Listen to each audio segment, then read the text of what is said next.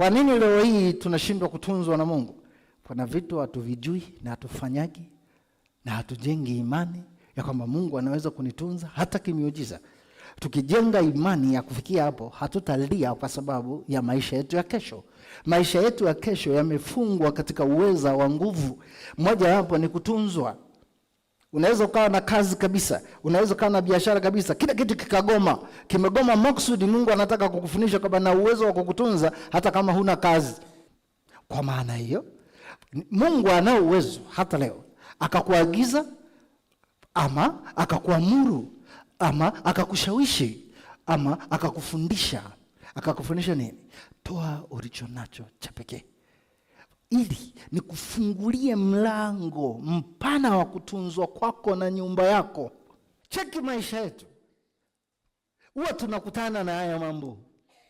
Sio kama hatukutani nayo, tunakutana nayo sana. Tunakataa. Tukikataa ni sawa na kwamba ule ufunguo ambao Mungu alitaka kuutumia kwa ajili ya maisha yako wewe na uzao wako, ufunguo huo umeutupa.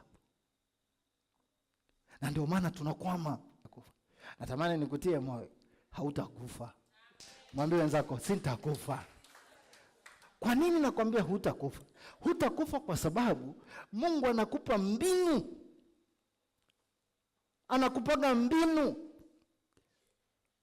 ya kusaidia namna ya kutunzwa na kesho usife. Katoe ulicho nacho. Usifanye unachotaka au anaokusukuma mtu ufanye. Fanya kile unakuwa na uhakika hili ni agizo limetoka kwa Mungu na amezungumza na mimi na nafsi yangu. Lazima ujue ni nani aliyesema. Ni Mungu amesema. Ukiwa na uhakika usiogope, katoe. Nguvu ya kutunzwa wewe na uzao wako kimiujiza umefungwa kwenye eneo la utoaji wa sadaka. Sadaka ndio ufunguo unaoweza kwenda kufungua, kumfikisha mtu kwenye eneo ambalo ni la uzao wake kule mbeleni. Unapokuwa umepewa nafasi ya kutoa sadaka ya pekee, sadaka ya pekee ina nguvu ya kukufungulia mlango mpaka uzao wako. Kumbe basi, kama mimi leo nina mtoto ambaye ni wa kwanza, wa pekee, watoto walioko mahali hapo, lazima nijifunze kuwapeleka, hasa yule wa pekee wa kwanza, lazima nijifunze kumpeleka madhabahuni kama sadaka kwa Mungu.